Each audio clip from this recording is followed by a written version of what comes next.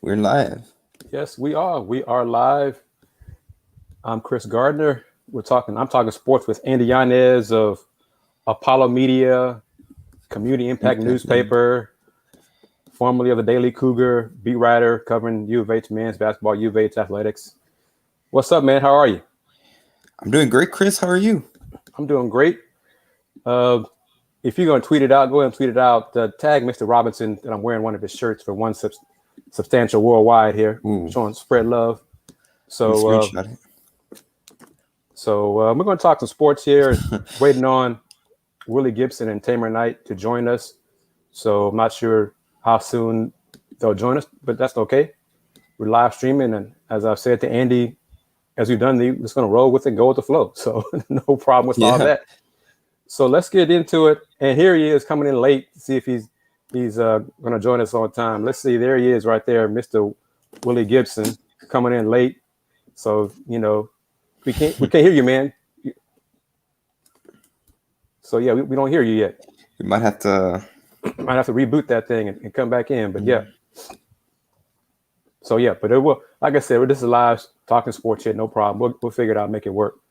Andy. You were the Kris. You were the first person. Go ahead. No, you show off the shirt so I can screenshot it. Okay. You got it. Is that good? Check. We good. We are good. All right. So yeah, I got that shirt from U of H alum Ayla Robinson and his company, Substantial Worldwide. So let's try Will again here. Test. Will, how you doing, man? There we go. I'm good, sir. Yes, sir. So you left the young like Eddie King. Sir? Yeah, you let the young man beat you to it. So you come in late, so you came to a mic check off air. So you're gonna do all that stuff, but that's all right, man. You just be ready to talk football in a few minutes, okay? Let's go. Oh, Will, he's calling you out. So hey, I'm ready. He should. That's what he should. Let's get into it. Andy, you were the first person to, I think it was John Rothstein from CBS Sports, tweeted out that UCF, the Knights/Golden Knights in the American, were his sleeper team in the conference. Right. For men's basketball, of course. Talking men's basketball. And what was your initial reaction to that, man?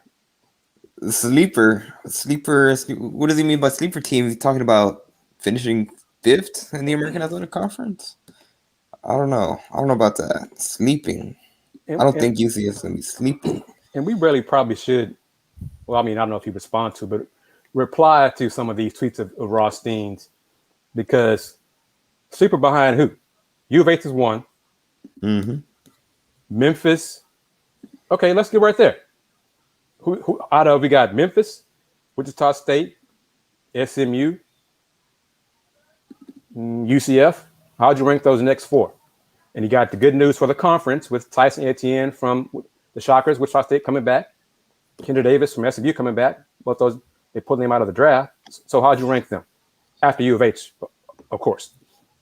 After UH, I would say you'd probably have to put Memphis at 2, just in terms of Penny Hardaway and the recruiting class he always brings in. I think you got to put Wichita State there at 3rd, just like you mentioned, they're going to keep Tyson Etienne, which is huge not only for the Shockers, but for the conference, like you mentioned, Kris.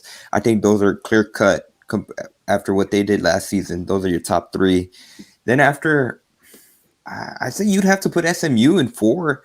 Obviously, they had their season was just ravaged by COVID and all the pauses that they could never really get a season off. They could never get their season off the ground this past season during the COVID year. And then UCF 5th. I think they're at the bottom. I mean, they got off to a good start. They had impressive wins to begin the 2020-21 season. And then it all just fell apart. And, I mean, till they prove it, I don't think you can put them ahead of any of those teams. And I agree with you on that. You know me, we've talked about this. I am kind of curious to see which of the next way too early top 25 polls includes somebody else from the conference besides U of H. I've seen U of H ranked as high as, I think, 10th to low is 19th or so. Whatever. I mean, it's July 9th. I'm not really worried about that. Andy, slide over to your right just a little bit, man. we get a profile of it. So I don't. That's to your right. To your right. There we go. Yep. So, for the conference sake, I want to see Memphis, Wichita State, somebody else besides Houston in one of these top 25 polls, because maybe that was not the case because of the uncertainty regarding Tyson Etienne and Kenny Davis. Maybe that's why they did it like that. I don't know, but for the conference, for the American Athletic Conference to get more recognition, they need more teams in these polls. And all three of us have talked about this already. I'm not big on preseason rankings, but they are good for conversation. They are good for getting an idea of where media is perceiving of a conference and teams in that conference. So for them not to have anybody besides Houston in the American in the top 25 shows me where media outlets are thinking of the conference as a whole, and I think they need to change. Thoughts? Well, Kris, there was one preseason rankings. Andy Katz actually had 3 teams from the American Athletic Conference in his top 20. He had UH at 12, Memphis at 17, and Wichita State at 20. When was that? That this week? That was yesterday. Okay. It actually got posted in the NCAA, their official March Madness account. So he posted that. So there's one national head giving the American Athletic Conference some love. But yeah, I agree. And man, it kind of just goes to the point. I think those are clearly the 3 best teams in the American Athletic Conference based off what they did last season. And I mean, everyone else is trying to catch up. And I think SMU has a chance to move up, but I think it's those 3 teams. Well, actually, I think it's Houston, separation Memphis, separation Wichita State, and then way separation with everyone else based off what happened last season. I think SMU can climb up there, but they have to prove it. And same goes for Central Florida or UCF. If any UCF fans are watching, they'll probably get mad at me calling them Central Florida. But I saw Andy Katz's tweet, but what I saw was his top 10. And I clicked on it, and it was just a video of him doing his top 10 teams. So I didn't see the rest of his what does he phrase? His top 36 power rankings. So good that he has Memphis and Wichita State in the top 25. Andy's rankings are a little bit different. But Will, you're a Big Ten guy. I got to get all of y'all's thoughts on this. Since July 7th was the deadline for players who had put their names in the NBA draft to withdraw and still have eligibility for college. Man, Johnny Juzang from UCLA, all these different young players decided to go back to school. How many teams did y'all notice are now considered by someone a Final Four contender? Because I swear it's more than 4. I mean, it's like 8, 9, 10 teams are not Final Four contenders. Thoughts on that? Will, you go. Yeah, as you said, it's July 9th, and it gives us something to talk about. But like you, I'm not a fan of the preseason polls in any sport, football, basketball, whomever. But yeah, to say it's the 10 teams that I have are Final Four ready, and we don't know. It's 4 months before the first game, and 4.5 months before the first game. A lot can change, even after players have withdrawn from the draft and decided to come back. You mentioned the Big Ten guy, Ohio State, Dwayne Washington decided to stay in the draft, and they actually got a commit today from Cedric Russell from Louisiana is coming to Ohio State to fill that spot. And there was a kid, Shackelford, I believe, from Alabama that I think the word kind of got out that it was between Russell and Shackelford, whoever signed first. Because Shackelford was in the mix to come here, as well as going back to Alabama. I think a couple other schools are in the mix for him. And Cedric Russell today decided to come to Ohio State. So, I mean, it's way too early. So now is why I said a Big Ten or a Big Ten contender or a Final Four contender because Cedric Russell decided to come. I don't know. We'll see. Andy, what are your thoughts on? Oops, the wrong thing there. She's not joining us just yet. What are your thoughts on just everybody seems to be a Final Four contender today? Yeah, I think when it comes to UCLA specifically, and Johnny G saying staying and coming back to UCLA, I think you could put UCLA up there just based off what they did last season. I think that's a true, and I don't know why I'm sliding off from the camera a little bit. I think they're a true Final Four contender, but like Willie said, I mean it's July. Anyone that had like a decent season last season feels like they could make a Final Four run. I'm actually surprised with the amount of going back to, and I'm taking back to Houston, but you mentioned none of these rankings have U of H past top 10 for good reason with Quentin Grimes and a whole bunch of the seniors leaving, but I'm surprised no one's called them a Final Four contender. If all these teams are getting called Final Four contenders, what say you? And see, thank you for saying that, because I didn't want to say it just yet, but Baylor won championship. Okay, they lost a lot too. Some folks have Baylor ranked top 10 and Baylor coming back as a Final Four contender. The Zags at Gonzaga, Final Four, lost a lot. They're still a Final Four contender. Well, U of H was in the Final Four. They lost a lot. They got a lot coming back, but they're not considered a Final Four contender. So Baylor really lost a lot. So what's the difference there? I mean, but Will, Andy, and I are Houstonians, but you got to add your national perspective, your Ohio perspective to what we just said right there. What are your thoughts on that? Yeah, I mean, somebody's SID is very, very proactive. I'll say that. Like you said, for Baylor to have lost what they did, yes, they won the national championship. Jalen and Gonzaga, Jalen Suggs, top 5 pick. Crispert is going to be a top half of the first round pick, top 15 pick, if not, top 20 pick. And so is Chet Holmgren going to Gonzaga as a true freshman enough to catapult them and keep them in the Final Four conversation? I don't know. Didn't they have a transfer? They had a transfer as well. Transferred. They lost some people. Coach Few and the staff, he has got to replace one of his lead assistant coaches too. But they have talent. Okay, all these teams have talented players who are replacing talented players. Right. But let's not behave as if U of H didn't do the same thing. Okay, they've lost talented players, 4 starters last 3 years, and each year they've gotten better. And this is early for take it for what it's worth. Okay, and we will discuss the playoffs and the finals in a few moments. But I've heard great things about Josh Carlton, big man transfer from UConn.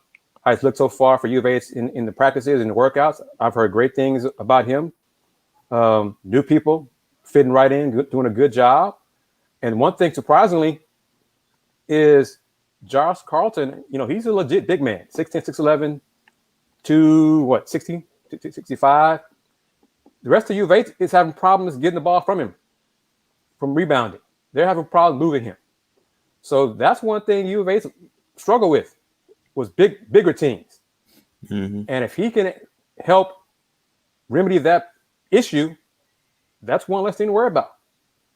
But I'll just say all this, it's July. I mean, if you're going to toss 7, 8, 9, 10 teams to be Final Four contenders, they've tossed UCLA in it, the Zags in it, and Baylor in it. Well, there's one other team who was in the Final Four last year too. Okay, so put them in there too. I'm not just counting Michigan or anybody else, but it seems like y'all just Houston. We know they look bad in their loss to Baylor, but they were there. And some are arguing they look better than Gonzaga did when they played. Yes, potentially Baylor. Houston has more talent on this coming team, but it's unproven. And Coach Sampson and the coaches have to just put it all together and mesh it together. But it's just interesting how people are considering 3 of the 4 teams from the Final Four as contenders, but not that one team. Okay. All right, gentlemen, I'm going to go ahead and fall on my sword because I think of the 3 of us, I have a different perspective on game 2 last night, the Bucks Suns, than y'all do. Bucks down 0-2, Suns up 2-0. Let me just get it out the way first. Give them the credit for being up 2-0 in the series, scoring 118 in both games, 1 and 2. So they have carved up Milwaukee's vaunted defense. But this series is going to come down to CP, Devin Booker against Jrue Holiday and Chris Middleton. That's what it's going to come down to. Game 2, CP and Booker delivered. Jrue Holiday and Chris Middleton didn't.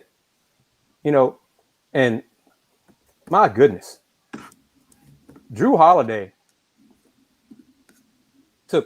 missed 14 shots. 7 of those 14 misses were layups.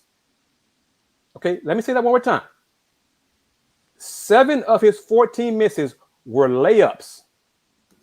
So that says to me a couple things. One, he was able to break down the Suns defense to attempt a layup. 2, he just missed a layup. Those are layups. We're talking about NBA players here. He had 7 layups and he missed them. And probably most of those 7 were these ugly left-handed finger roll prayers he's trying to try that rolled off that he missed. I mean, come on, man. These are layups. He missed a 6-foot turnarounder, 8-foot turnaround. So he was in the paint. That's 9 of his 14 shots were in the paint that he missed. So he's got to be better. And Chris Middleton, I think I contacted both of y'all as soon as he did it. Bucks within 7. Within 7. 76-69. Third quarter. He comes down, Chris Middleton comes down and takes this just ridiculous running 3-point shot that was a brick. He gets up, complains, looking for a foul. He's begging for a foul call. Then the Suns go on a run. He had a chance to get the Bucks with closer than 7. Brick. That's an awful shot. Awful decision making. Middleton, no free throw attempts last night. He missed a 10-foot pull-up, a 1-foot runner, a 12-foot pull-up. His second quarter was awful. Just awful. Brick the 3. Brick 2 more pull-ups from 17 to 15 feet. Another 3. He missed 3 threes in the second quarter. The Suns won the game in the second quarter. Outscored Milwaukee 30-16. To all, and I'm going to give you a chance to talk. I got to get off my chest. It's got to do it. Got to get off my chest. It's therapeutic. Do you think? People talking about, well, Phoenix made more threes in Milwaukee. Okay. Suns made 8 threes in the first quarter. 8. They scored 26 points. 24 came from threes. They trailed at the end of the first quarter, despite making 8 threes. Second quarter, they outscored the Bucks 30-16. They made 3 threes in the second quarter. Second half, Suns made 9 threes. 9. The Bucks won the second half by 1 point. Yanez scored 20 in the third quarter. The Bucks won that quarter by a point. So don't just sit there and say, well, the Suns made it. It comes out of 3-point shooting. The one quarter the Suns won, they made less threes in the quarter. So it's look into the game, look deeper into the game, and then come back to me with your perspective. That's me getting off my chest. Y'all can go ahead and shoot it down if you want to. Will, you first. No, I mean, you said we talked about it last night. I mean, you said teams win, teams lose, and for Yanez to do what he did, I mean, we don't know what type of condition he's in. He's a week and a half off a hyperextended knee, and for him to come out and drop 42 in the finals last night, and for no one else to follow him, and you saw he was imploring this team in timeouts. His team in timeouts. Let's go. And nobody came with him. And it's like, what else can he do? I mean, it's almost as though, I hate to bring him up, but it's the LeBron scenario. LeBron earlier, LeBron did what he did, and no one else came with him. It's like, what else can he do? And it's like, Chris Middleton, come on, man. I mean, you got to come for what they gave up for Drew Holiday. You got to come. You got to come. And Pat Connaughton. Stephen A. said it last night post game. Pat Connaughton off the bench scored more than Chris Middleton did last night. Yep, that's crazy. That's crazy. And, I know that was my guy in Atlanta. What's that? No, I'm just going to give this number. The combined numbers, the backcourt duos head to head. CP and Book, 22 for 45 from the floor. Middleton and Holiday, 12 for 37. CP and Book combined for 54 points. Holiday and Middleton, 28 points. That's 26-point difference. The Suns won by what? How many points? 13? 118, 105? There's a difference right there. Game 2 by 10. Yeah. There's the difference. They won game 1, 118, 105, and then game 2, 118, 108. Yeah. It's coming down to the backcourts. Whichever backcourt wins is probably going to win the game and most likely this series. Yanez, superstars, and Andy, I want you to chime in on this. I didn't mean to cut you off, but this is my take on this. Superstars are superstars for a reason. They perform generally game in, game out. They're like clockwork. You can count on them to produce every game. Sometimes they have massive games. But they do not win by themselves. They do not pass the ball to themselves. They do not defend everybody on the floor.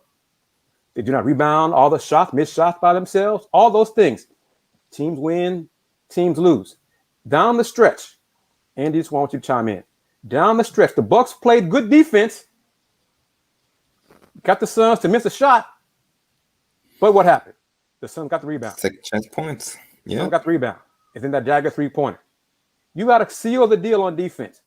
The Suns are doing all little things to win. The Bucks are doing all little things to lose.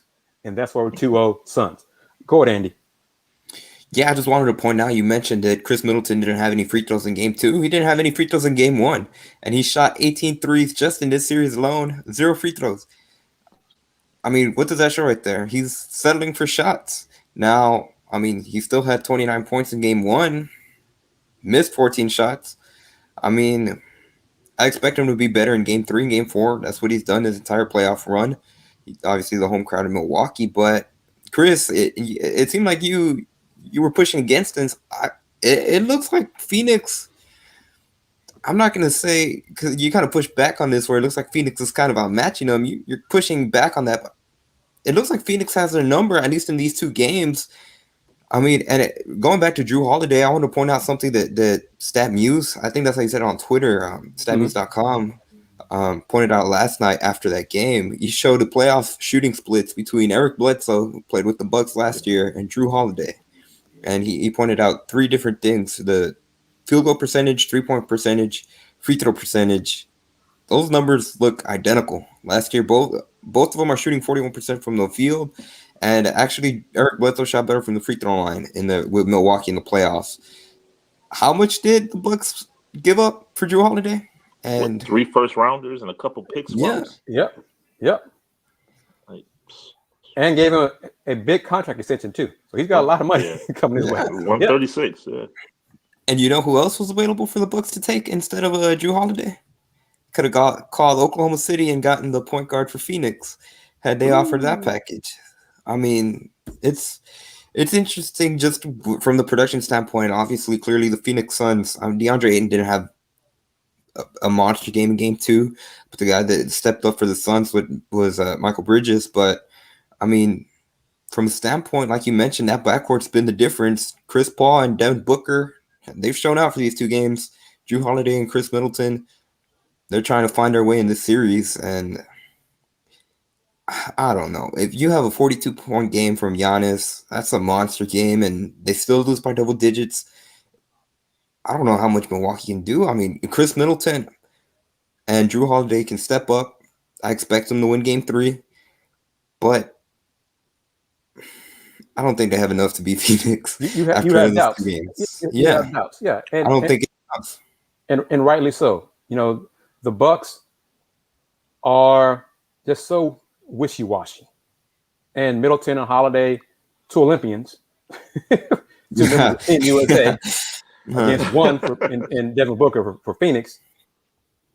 We're seeing Drew Holiday. He's so much better on defense than he is on offense. He's just too inconsistent on offense. His defense, a key in the first two games was summarized. He made a great defensive block on Devin Booker in transition. Great. The only other Buck player on the floor after that block on that half of the court was Bryn Forbes. Phoenix had, I think, four Suns players across half court. The other three Bucks were down other end of the floor. Little things like that. That's why Phoenix is up 2-0, and before the Bucks are down 0-2. The Bucks started out well in the first quarter. Mr. Tucker had 7 points, I think, in the first quarter. He scored in the paint. Didn't settle for threes. And then Drew Holiday, brick, brick, brick. Suns started making those threes, brick, brick, brick. Drew Holiday, Chris Middleton, brick, brick, brick.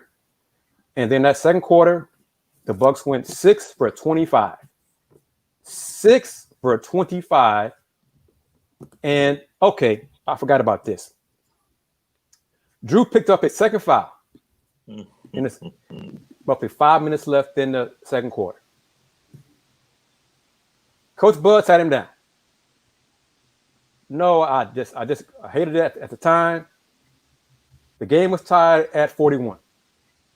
In a matter of 2 minutes and some change, Phoenix went on a 7-0 run. Bud put Drew back in the game. Rhythm was all messed up after that point. So I think it ended up, after being tied at 41, the Bucks scored 4 points those last 5+ minutes. Phoenix scored, I think, 15. 15 to 4 to close out the half. That's the ballgame right there. That was it right there. Coach Bud, you got to have a feel for your team and for the game. That was only his second foul. Why do that? Yeah, his offense, he had missed a lot of layups, all that kind of stuff. But it's the finals, man. Don't take out your best defensive player because you got 2 fouls. Come on. Can I speak to Bud? Can I speak about Bud too? Because I was of the mindset once he got past Brooklyn, that was his, if he got to the finals, he's there. There's no way they can't fire him. Now they got to keep him. But I don't know if you guys did you see when they had to wire it up, and he said, and he just rambled like, yeah, play smart, play hard, play random. Like, what is play random? What are you what are you talking about? Play random, and then conversely, they showed Monty Williams, leader, talking to Aiden. Number one, you feel like look at me, and he commands respect. He didn't say it disrespectfully. Yep. He looked, and immediately Aiden looked up, and he encouraged him. He like, I'm like, you've got to be kidding me. What is play random? What in the finals? Right in the finals. Yeah, I was like, I thought he did enough to keep his job, but now I'm like, after that, I wouldn't be mad. I'll say that. I don't advocate anybody losing their job, but I won't be upset. If the Bucks get swept, would you fire Bud? I'd have some conversations. Andy? You got to at least consider it. I mean, right now they look mismatched. And if it doesn't get any better, especially if they lose the way they've done the first 2 games, I mean, I think this is the ceiling for that Bucks team. I don't think you can go past this. I mean, this is the best year. And if you go out like that, you got to make changes. Okay. If they fire Bud, what coach is out there that could get them over the hump to win the chip? That reminds my first thought. Mark Jackson? No. That ain't happening. I know. Yeah. Probably. I know. Oh, man, that's a great question. You got a great answer? I do. Well, Give me a second. Okay. I was gonna say, Go ahead, you know who they're gonna end up considering. They'd end up having to consider between Mike D'Antoni, the same candidates that have been running around. You know, this it's interesting. What if they bring in Becky Hammond and bring that Spurs culture to the Bucks? Mm. Well, Bud is part of the Spurs culture, Yeah, Yeah, you're right. but he's so far removed from it. the Bucks, that'd be a bold move because Becky Hammond does not have head coaching experience, getting a team to the finals and winning experience. And I think a lot of folks would demand that. But I wonder what they would do. So I mean, the Nets went with Steve Nash, so got a question from Jerry Woodley, the Fifth Ward Wildcat. Did Orlando change coaches when they lost to Houston? that's a good question. That's going Brian back in Hill? time right there. Did they? That's a great question. I don't believe they did. Not immediately. I don't believe they I did. don't think so. Let's look. And and their situation then was a little different because they were up and coming, young, thought they had a bright future, and and all those things. So that's a good question. Let's shift gears and what we think about that. Let's talk about the Rockets. Go ahead, Andy. I was just gonna say it'd be different, like you mentioned. They had to beat the Michael Jordan Bulls on the way to the finals. I mean, this Bucks team, they've caught a lot of breaks. They beat the Nets, but they weren't healthy. And next season, I mean, it's hard to predict, but this might be their best window, at least in the near future. So, no, Brian Hill lasted with Orlando as head coach through 2007. So Rockets Orlando was 04-05. So no, they did not. wow. So, well, no, it was 94. It was 94. He came back. Oh yeah, he came back. I'm sorry. Yeah, I'm thinking Pistons. I'm sorry about that. Yeah, but even the first time, he stayed for like a season and a half, almost. Yeah. Yeah. So yeah, he didn't get let go to 97 with Orlando. So he was there through the Rockets winning in 94-95. You're correct. Thank you for that for checking me on that, Will. So yeah. So no. So this would be different. But okay. Is it? Can I say something else before? Sure. Before we get we keep thinking about Drew Holiday, and I know they traded Bledsoe for him, but you go back before last offseason, they let Malcolm Brogdon go to Indiana for $85 million, and you brought Drew Holiday in for $136. And I'm never, young man, get your money. I'm never going to tell somebody not to sign the deal. Never going to tell somebody not to get your money. But you look at it now, it's like Malcolm Brogdon. What was the problem? They went cheap. They went cheap and let him go, and they paid for it ever since. Yeah. So they've tried to replace him numerous times, and they could use him. They could use what he brings to the table. So, but what's done is done. We're about 20 days from the 2021 NBA draft. The Pistons still are on the clock with the number 1 pick. Rockets have the 2nd pick and the 23rd and 24th pick. Zach Harper from The Athletic and different folks, across the NBA landscape, media landscape, are discussing, reporting that Detroit is listing 2 offers for, trade proposals, and the Rockets are looking at entertaining offers and all these things. And okay, that's what they're supposed to do. I mean, that's what Troy Weaver, GM of Detroit, is supposed to do. And Andy, I've mentioned this to you. I don't know if you had a chance to see my appearance on the lunch break yesterday, but I mentioned it to Will. This is what I would, if I was GM of Detroit. Okay, Rockets. Yeah. Y'all want Cade? Okay. We can swap the 1 and the 2.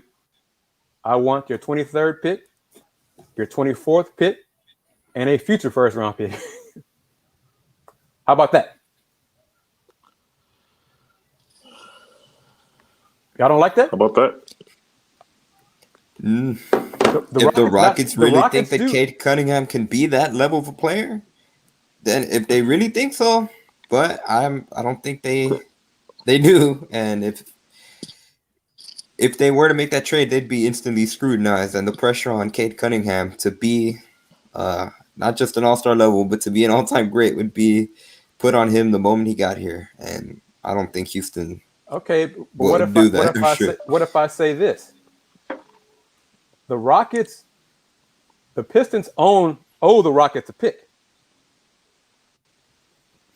So what if they just say, instead of giving us that pick, you can just keep it? How about that? It's protected. It's early as 2022. So what if they say, okay, y'all just keep that pick?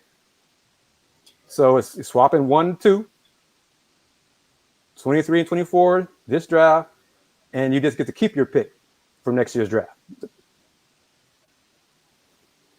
Do the Rockets have their own number 1 next year? Oh yeah, I think the Rockets are doing great. So yeah, they still got, I think, let's see.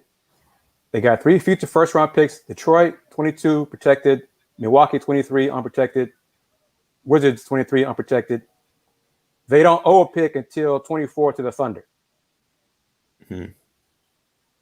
So, what say y'all?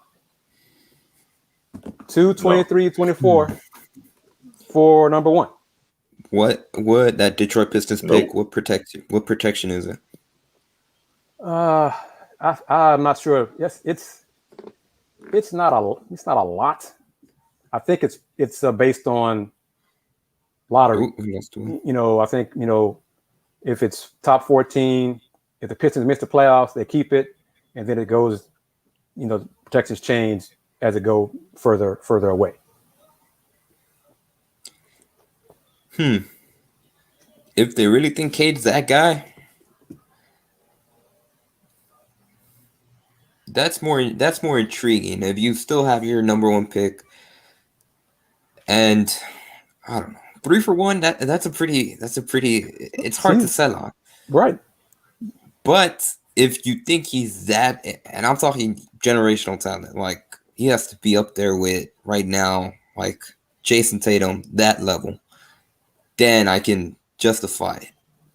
But if you don't think he can be at the level, or if you're confident that Jalen Green or Evan Mobley or whoever is available could reach that potential, then there's no need for it. But if you think that the gap between those players and Cade Cunningham is that big, then you do it. And see, that's where Zach Harper from The Athletic is reporting that the Rockets are not willing to, as of right now, match Detroit's trade offer. So that's why I'm tossing it out there. I don't know what Detroit's looking for, but if I'm Detroit Weaver, that's what I'm asking for. So like I said, how bad do you want Cade Cunningham? So show me, if you want it so badly, this is what I want in return. And the Pistons pick, it is the Pistons pick. So it's just a question of the future pick. It just be Detroit just keeps it. So it's not like it's coming from the Rockets. It's just the Pistons get to keep it. So it's the swap at 1 and 2, then 23 and 24. Will, you're shaking your head a lot, man. You don't like it? Absolutely not. He said no instantly. Why not? From whose perspective? From Houston's perspective, there's no way. Why? You're not Cade Cunningham away from contending. You have clearly, you are in a rebuild mode, and you have many, many, many holes to fill on this roster. So you have 3 opportunities to do that in the first round. You're giving 2 of them up to move up 1 spot. Granted, Cade Cunningham's a great talent. Don't get me wrong, but is Jalen Green not? What's the difference? Do we? Yeah, we lost him. Yep. No, but he was making the great point. That's basically what it comes down to.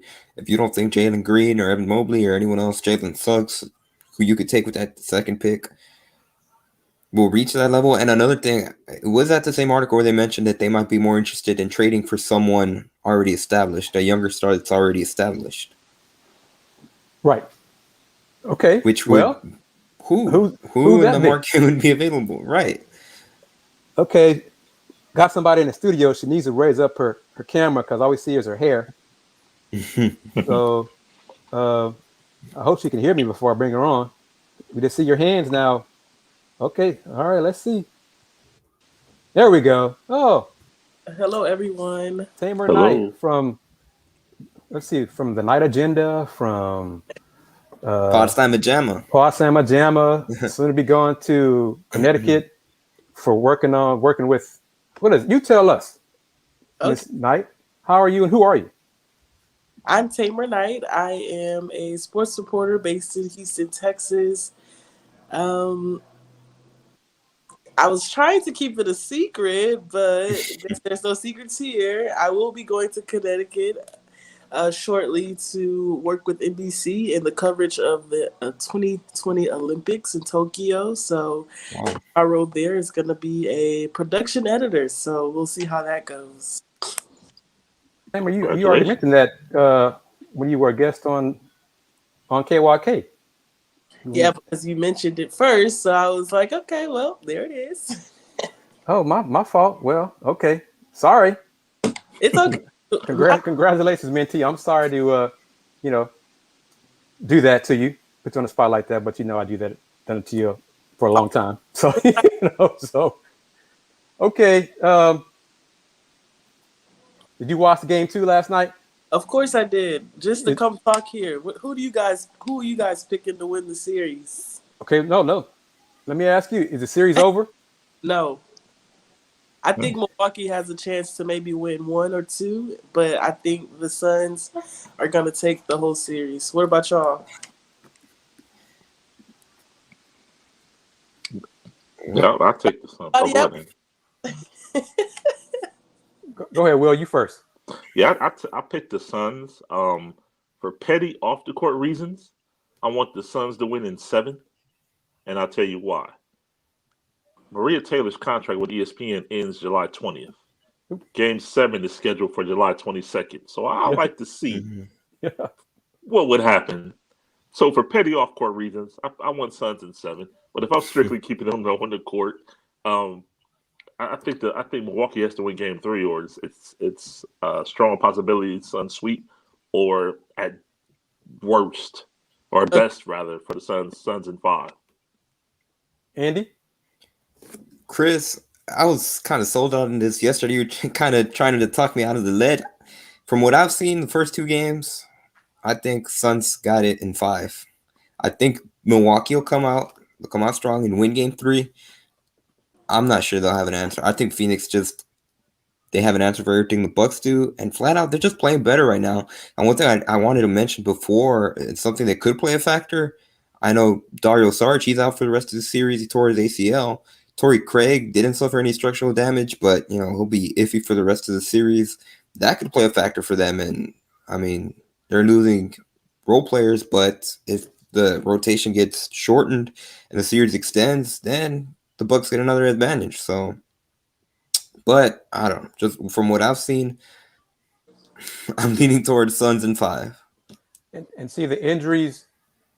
You bring that up. It could be a factor, but it will only be a factor if Coach Bud makes it a factor. If he decides to do something, maximize his team's advantages. And so far, he hasn't done that. And Bobby Portis has limitations, okay? But it seems like Coach Bud just won't allow him to make any mistakes. He can at least give you some rebounding, some hustle, some energy, and some points. Now, his defense does it. He can snooze, okay? We all see that. But sometimes you need just a guy to give you some fouls, give you a garbage bucket here and there, disrupt the other team's rhythm, something. But Bud just being Coach Budenholzer, that's what he is. And that's what he, I mean, I am Eastern Conference, Central Division, ride or die since I was 14 years old, became a Pistons fan. So from a fandom part, I picked the Bucks to win. From a logical standpoint, the Suns are going to win this series because they got a better coach. They're playing better as a team. All these things are in their favor, and they got home court advantage too. So that's another thing. Yeah, I mean, Chris Paul turned the ball over 6 times in Game 2 last night, and they still. Is that going to happen again? Exactly. Is that going to happen again? That's not going to happen again. People have 6 turnovers. Not only series. Yeah, not only did the Bucks lose, they lost by 10, and like DeAndre Ayton didn't have a good game. That's why. And Yanez had a monster game. I mean, everything's against them. Now, granted, it looked like that when they lost to Brooklyn in that game too. Right. And they turned it around and somehow came back to win it. Now, obviously, injuries played a factor in that. If they have a healthy Nets team, who knows how that series ends up. And that's why I mentioned that that's the potential that Torrey Craig and the Dario Saric injuries could play a role. But I don't know. I think the Bucks are on life support right now, and it's going to take one heck of an effort. They're going to need their big 3. They're going to need Yanez to average 30 for the rest of the series, Chris Middleton and Drew Holiday to average around 40, 50 combined for the rest of the season series. Yeah, Yanez definitely can't do it alone. And after watching last night's game, I mean, somebody has to pick up the slack when Tucker's not having a good game and Drew Holiday's not having a good game. But again, I think if the Bucks allowed the Suns to keep getting this big lead every game over them, they're never going to be able to come back. I mean, we saw Chris Paul in the last 2 games. He just kept dropping threes back to back to back, and he has Booker around him. So it's just like if they allow them to keep getting this 10, 15, 20-point lead every game, it's going to be hard for them to come back every time. The Bucks, the Suns have not lost a double-digit lead these playoffs. So the Bucks cannot allow themselves to get down by double digits. That means stop taking stupid threes. That means stop turning the ball over. Stop making dumb passes. Little things. That second quarter, boxed out. That second quarter last night doomed them. And they started off winning the game in the very beginning. They were winning at the start of the quarter. Yeah, it started off strong. I thought once the Suns start to pull away, it's like they could never get that lead back. And it's just like it's going to keep happening that way. And I agree, Chris. They have to stop making little small. It's like you have to pay attention to details because they have too much. The Suns have too much ammo around them for little mistakes. Even if Chris Paul has 6 turnovers, that doesn't mean he's not going to go 2 for 2 at the 3-point line in fast plays. So, and think about this. Yanez shot well from the line last night. Yeah. He was 11 for 18. That's above 50%. And they still lost. Yeah. Okay. I mean, it took that performance just to keep the Bucks within striking distance. Yes. Just to have an outside shot. And all that we're saying all this, it's gonna come down to Chris Middleton and Drew Holiday. That's what it's going to come down to. If they continue to stink, their series will be over in 4 or 5. Period. Yanez can't score 80 per game. He's going to need help from them. The Bucks' great start in the first quarter in Game 2 was doomed because Drew Holiday kept missing layups. He kept they had a lead. Then he missed a shot. Then another. Then the Suns started making threes. They started inching back in. Drew and Chris Middleton killed the momentum in that first quarter. Yeah. They had to go to a run in the last minute in the first quarter to regain the lead. It's on those two. They're getting paid quite well. And it's not about money. But if you're part of the big 3, you got to play like it. And then look at, I got to go back at Bud too, because why not put Lopez on the block and get Ayton in foul trouble? Who's Ayton's backup? That makes too much sense. Exactly. That's why. That's why. It's coaching. It's like, come on. You get DeAndre Ayton out of there. Who's his backup? Sarge out. Right. Frank Kaminsky. Right. Exactly. And I think I would take my chances with Frank Kaminsky. Oh, without if he's question. in the game, Without question. So I think Bridges and Cameron, is it Cameron Johnson? Yeah, Cam Johnson campaign. Yeah, both of them. Yeah. Mm-hmm. I think they need some kind of some recognition as well, because Booker and Ayton and Paul has been doing it, but even when Paul was out, I think Cameron Payne has really stepped up, and so Bridges had a really good night. I think he was able to step up last night when Ayton wasn't doing well. We seen him and Payne just stepping in and picking up where Ayton or Paul or Booker kind of fell off at some point. And see, that goes back to what I say: teams win, teams lose. The Bucks are Bryn Forbes is being outplayed by campaign. Mm-hmm. Okay, that can't happen if you're going to win. Yeah, Bud went to Jeff Teague. Jeff Teague has struggled. Jeff Teague, I mean, there's a reason why the Bucks are down 0-2. And there's a reason why the Suns are up 2-0. Yeah. Their role players are stepping up and delivering. Yeah. Let's see what they do in game 3 on the road. I just add this before we move on, because nobody wants to debate with me on Twitter, but I want to know, how do you guys feel, Mr. Gibson? I'm not sure if you're here in Houston with us, but I'm standing on this point strongly. Everybody that the Rockets have traded was in the NBA Finals this year.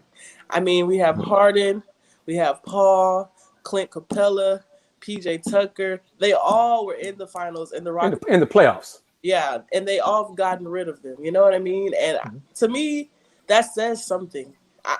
And it's not anything positive from my point of view, because I think the Rockets lacked a lack of amount of patience to kind of build around those players, and they were very impatient, especially with Capella. He had one bad season, and they just get rid of the guy, and now look at him with the Hawks. I don't know why they gave away PJ Tucker, but I mean, Harden wanted out. They couldn't fight that any longer, but to me, that speaks volume about the Rockets organization. Go ahead, Will.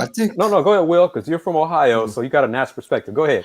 Yeah, I mean, you're right. For them to it's something to that organization that you have.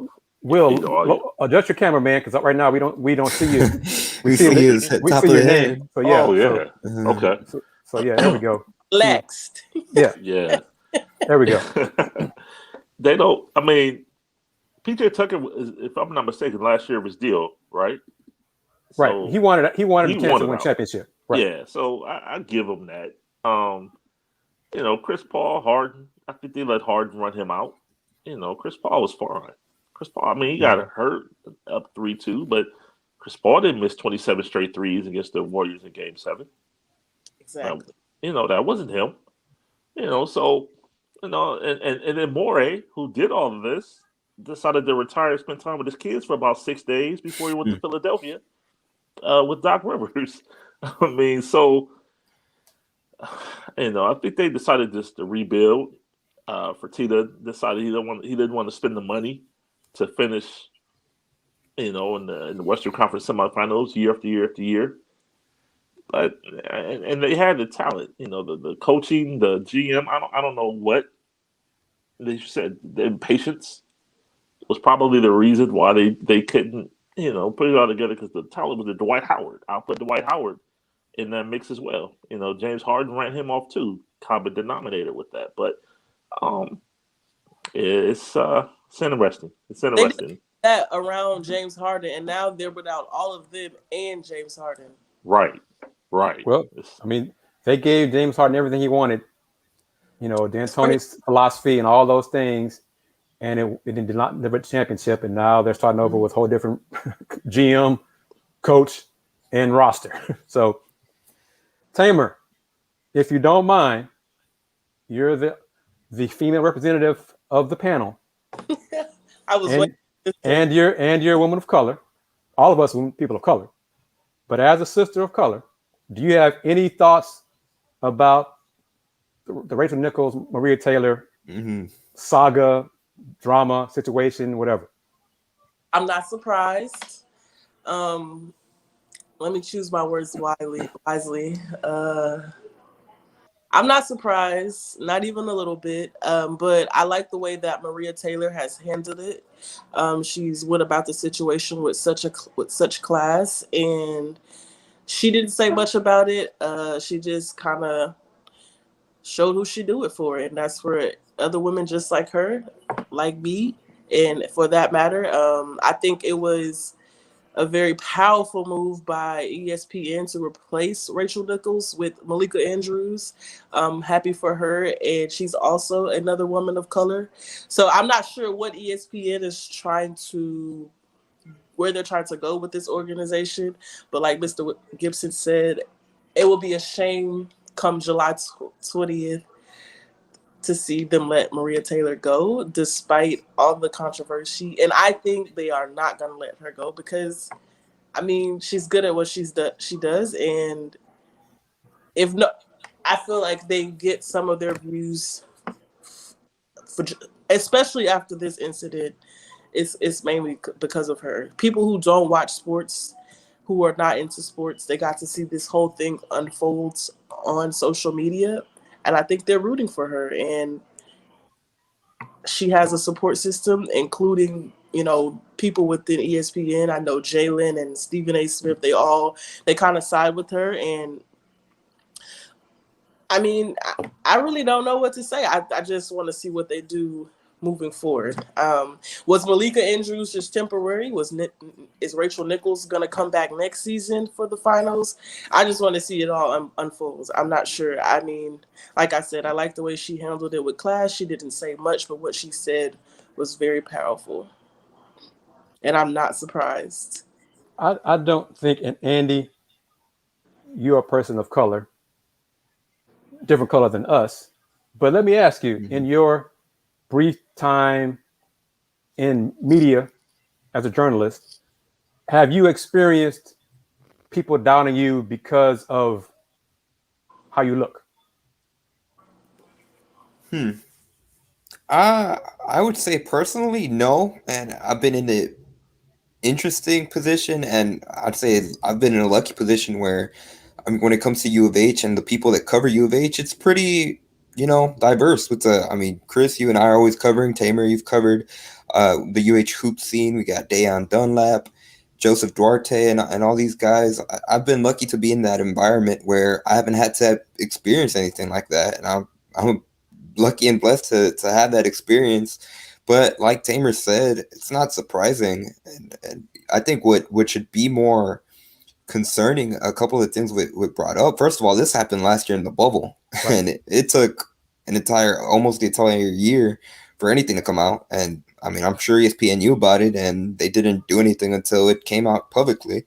So that's iffy. And then you have a couple of ex reporters that work for ESPN. I know Kari Champion is one of them, who's brought up, it's more about the culture at ESPN. There's a problem with the culture at ESPN, which, I mean, especially with what happened last summer, it's kind of disappointing to see how it unfolded. And yes, first of all, damage control might not be the right word, but I think they did what they should have done in terms of removing Rachel Nichols and having her not be a part of the finals coverage. But it's kind of like many people mentioned, it's kind of, it doesn't mean much when you're kind of being reactive, and it comes out as if ESPN was saying, yeah, we're sorry this came out publicly because we didn't do anything about it until it was made a scandal. Right. And that's one of my biggest issues with all of this. It took a year to do something. They should have handled this in-house when it first happened last year. And I don't mean to cut you off, but I'm not sure if this is true, but the young lady who reportedly recorded the phone call or made the video, I'm not sure this is true, but it was said on social media. I did see that when she was caught recording and sent the recording to Maria Taylor, they fired her. Right. She was fired. To me, that's act of, it's tasteless, it's inhumane, and like I said, I'm just anxious to see what they do once July 20th comes around and Maria Taylor's contract is ending. It will be interesting to see if, one, they will offer her the money that she asked for in spite of everything that's been going on, or two, they'll let her go, or even three, she just doesn't want to work with them anymore. Kris, one more thing I wanted to bring up, and I want to get your thoughts on this. I think before, like earlier in the week before the Rachel Nichols thing broke out, there were reports. I think the New York Post talked about Maria Taylor and with ESPN, like their contract negotiations. So that was made public. I think, they mentioned she turned down like $3, $4, $5 million, or that she wanted Stephen A. Smith money. Right. That's I think she that's wants $8 million or something. Yeah, Stephen A. gets about $8 million. The New York Post report, I think, said ESPN offered her $5 million per, and she turned that down. But that, if I remember right in the article, those discussions were old. That offer was made to her like a while ago, and she turned it down. So I don't know when that offer was made. If it's 3-4 months old, or 2 months old, 1 month old, and if they are still negotiating and trying to, continue and to reach her demands. But Will, I like your pick because of pettiness. So July 20th, I'm kind of curious what will happen. I think it would behoove ESPN to get this handled before July 20th. Oh, without question. But they dragged their feet for a whole year. Now, what I have heard, she's in talks with NBC as well. And so that would be interesting. But okay, and to do what? Football? Olympics, great question. Hockey, they have no, they don't have hockey anymore. Yeah, hockey. Oh, that's right. Hockey went to ESPN. That's a different ESPN. Hockey. ESPN. So, yeah. They're football. That's it. And Maria Taylor's this. I mean, come on, she's a African American female in a male dominated profession. I'm sure this isn't her first experience with such of a experience. You know what I mean? Like, while it may not have always been public, I'm sure she's kind of dealt with these situations in the past. Whether it was when she was in college or just beginning, it's just this one just so happens to be with the larger organization. And Carrie Champion is actually going to be doing some work with NBC covering the Olympics. So, I mean, there's options for Maria Taylor definitely with NBC. So who knows? Oh, Maria, she's going to be fine. She's going to land on her feet because she's talented. Yeah.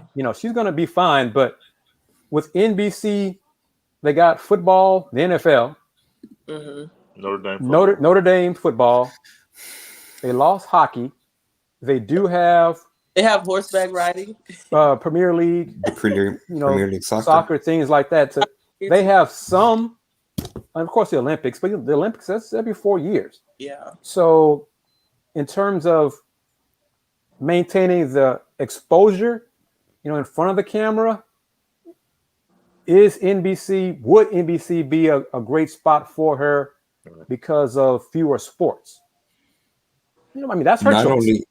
Not only fewer sports, but I mean the opportunity to be on flagship shows. Like right now when she covers the NBA pregame, like you said, she's getting a lot more exposure. So a lot of factors are gonna come into whatever decision she ends up making. I think obviously I don't know if Turner's reported, or if it's been reporting. What if she goes to Turner at TNT? There's a lot of basketball there, and was it Turner Sports? I mean, that's pro and college with the tournament, NCAA tournament, men's tournament. Or CBS. CBS is losing the SEC to ESPN. Yeah. So she can cover American Athletic Conference games. She has to decide what she wants to do. She's going to be fine. Yeah. I trust that. She's going to get paid. It's just a question of where. Because as much as the landscape is changing into streaming, it's not as big a platform yet. So I'm kind of curious to see what she's going to do, because if she does she does stay at ESPN, will she get a show like Stephen A. Smith, a Maria Taylor show? Yeah. Stephen A. has his own ESPN Plus show. So will she get something like that? So I'm kind of curious. We got 11 days to see. Go ahead, Tamer. If ESPN is smart, and if they do really value her work ethic and her as a person and her talent, I think they will give her the money she's asking for, and they'll do the right thing and allow her to do what she does best, which is talk sports and cover basketball. That's if they do the right thing. I mean, that's what we all want, but will they do it? We'll just have to wait and see. Well, I mean, she went to Georgia. She's a Georgia alum. Played volleyball at Georgia. She started out doing, I think, college football, sideline reporting, and all those. And I want to say this: Holly Rowe has Maria's back. Has her back. Has her back. And for folks who don't know, Holly and Maria were roommates on the road during a lot of ESPN work. So they have spent a lot of time together. I think they share an apartment in New York currently. Exactly. I think so. So, yeah. So if people were wondering, well, what does Holly Rowe have her back? Blah, blah, blah, blah. Holly Rowe ain't one of us, one of them. Okay, well, if you don't know, you need to look at Holly Rowe's son. So that'll give you an indication of what Holly Rowe thinks on that. But also, Holly Rowe and Maria are roommates. Have roommates, work together, road dogs. I mean, just something like that. And I'm a little biased because I know Holly Rowe personally from time at the Final Four. So cover me on that too as well. So whatever. But what Nichols? What do we want? Any type of what do you guys want for her? Any type of consequences, or is she's no longer part of the NBA Finals this season? Y'all okay with that, or y'all think there should be more? I mean, I don't want to see folks lose their job. Yeah. I mean, you want to give her a lesser role because if it is in her contract to work the finals, she has a gripe with ESPN. Okay. Yeah. That's a contractual detail that has to be worked out with ESPN. Now, her side eye to Maria getting the job because of who she is, and cultural diversity, all that kind of stuff. I got massive problems with that comment. Yeah. But I think she said that because she thought she wasn't being recorded, so she was speaking the truth, her truth. She was just like being honest. So her true color was shown right there. But in terms of contract, if that is in her contract, then she needs to go at ESPN about that particular point. But the side eye toward Maria don't make the rules. She just, hey, don't hate on Maria for ESPN not honoring their contract with you. Right. If she kept it at that, we'd be fine. Yeah, but she didn't keep it at that, and this is where we are. The old saying goes: there's 3 types of people that tell you the truth: kids, angry people, drunk people. And she might fall into that angry category when she got recorded. Yeah. So the truth comes out when some folks are angry. Mm-hmm. Tamer, since I'm putting you on the spot, and it's already been put on this live stream here, when do you head out? Next week. So. And what are you going to do? What's your job duties? I'm going to be working Tokyo tonight on Peacock. So if you guys aren't signed up and have the streaming app Peacock, it is a streaming app from NBC. My show is Tokyo Tonight, so that's going to be my baby while I'm there, and I will just be coming up with content and editing for that show. It's going to, I don't have my notes in front of me right now, but it's going to be airing, I think, from 7:30 to 12:30 here because, Tokyo, right now it's night here, but over there it's early morning almost, so it's kind of switch swap. So we'll be working midnight, but it'll be morning in Tokyo, so you'll want to catch that at the nighttime here. And it's basically going to be like a recap of the day before or prior events early in the day. And Carrie Champion and Kenny Burgess, God, let me not say his name incorrectly. But I know his name is Kenny. They're going to be 2 of the hosts for the show. So hopefully next week when I get in, Carrie is they're both supposed to be in the studio before they head out to Tokyo. So we'll be working with them to kind of come up with story ideas. And I'm all for women in sports, so I told my producer, and they were like, "Oh, great, you'll go well with Carrie because she's already talking about how she wants to talk about the female athletes."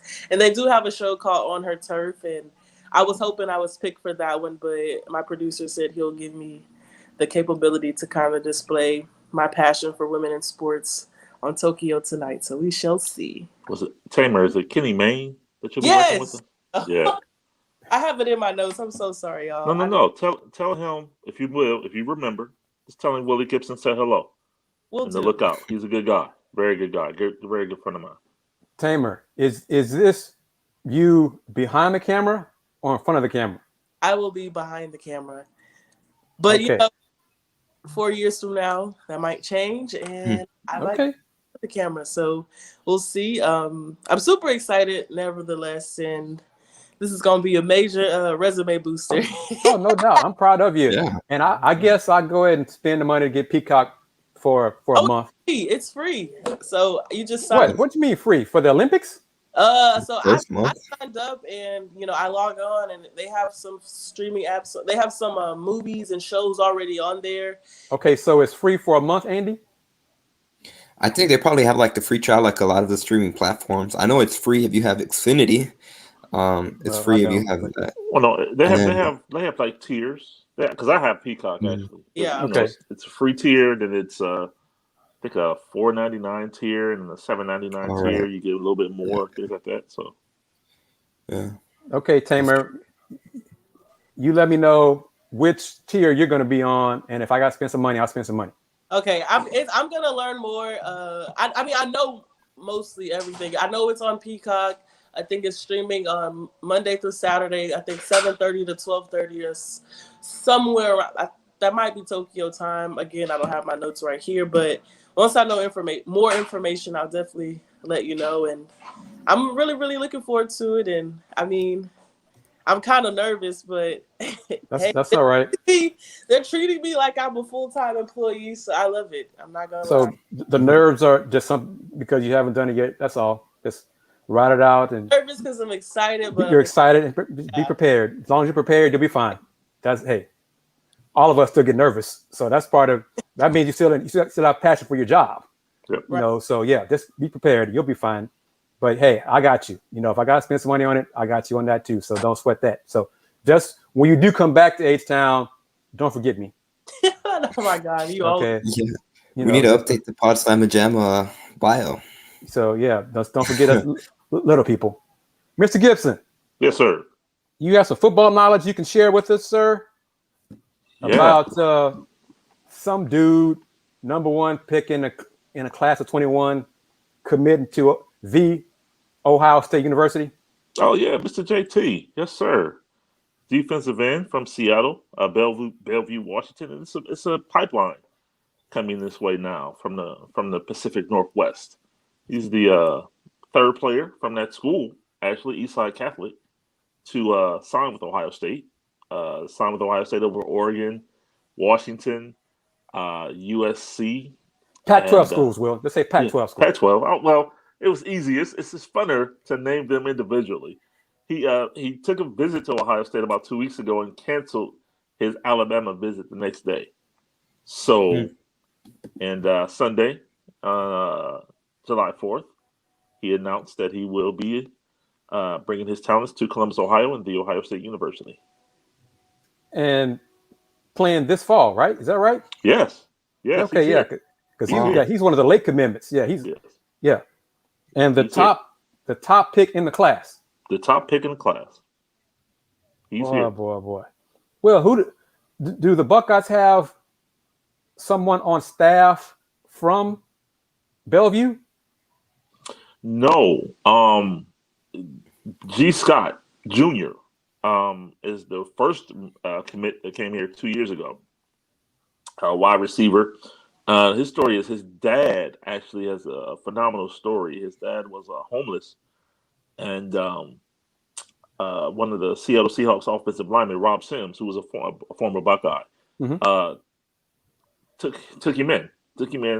Heard his story. Know he was single dad raising his sons, and so Rob, took care of him. Got him. Helped him with his business, got him on his feet, and so that kind of developed that rapport and that Buckeye love, if you will. So when his son became a All-American football talent, he had that in with Ohio State. So his son signed with Ohio State. There's another kid, Anigua. I can't pronounce his name properly. So, wide receiver also signed with Ohio State from that same school. And now we have the defensive end, number one defensive end or player in the country for 2021 from Eastside Catholic in Bellevue, Washington is here at Ohio State as well. So that opening relationship with G. Scott Sr. and former Buckeye Rob Sims is kind of what started the pipeline, if you will, from the Pacific Northwest to the banks of the Olentangy River. Well, I tell you. Yes, sir. Ohio State getting folks from Pac-12 schools, man. And it hurts Pac-12. It hurt Washington. 5-star. Go ahead. Twist the nice one, Will. Go ahead. And by the way, September 11th, the home opener in the Horseshoe with full capacity is Ohio State versus the Oregon Ducks. Boy. Big noon kickoff on Fox, 9 a.m. on the West Coast. Come through, pull up. Boy. Yes, sir. Well, I wish Andy and I had a football team in town to talk about. Oh, in a positive light, but we don't. Well, there's a few football teams to talk about, not in a positive way. Well, I said, yeah, in a positive light. Yeah, we can talk about them all day long, but not in a positive light. Yeah, so I'll go with the I'll go with the UH football team. They're going to be interesting to watch this season, just in terms of where they are. Third year under Dana Holgorsen, the schedule they should have a non-conference schedule is trash. Exactly, they should have. They should get up there in wins, just in terms of their schedule. I think a lot of people are saying this might be a break or make year for Dana Holgorsen, which it's crazy. He's already spent 3 seasons he's about to enter his 3rd season with the program. So I know they have a lot of buzz with their incoming new quarterback. His name's Maddox Kopp. Who was 3-star recruit, actually played here in St. Thomas. He's getting a lot of buzz, so I doubt he plays this season unless something happens to Clayton Tune and the other quarterback they have behind him. But there's something to keep your eye on. But yeah, nowhere near the Power 5 school. Oh yeah, and I've read that one of the strengths of the Cougs will be the defensive line. The depth and the talent of the defensive line. Okay, Will. Yes. Here's the Cougs' non-conference football schedule. Opener, Texas Tech. It's a good one. That's a NRG Stadium. Okay. At NRG Stadium. Okay. September 4th, ESPN, 6 p.m. kickoff. Okay. Next, at Rice. After that, Grambling. Oh, wow. Okay. And then the last non-conference game will be in November at UConn. Rice, Grambling, UConn. Yeah, we're not allowed to play FCS schools in the Big Ten. So that Grambling is kind of interesting. I'll just say that.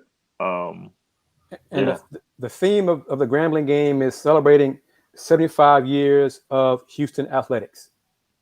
That's Saturday, September 18th. Be on ESPN Plus. Okay.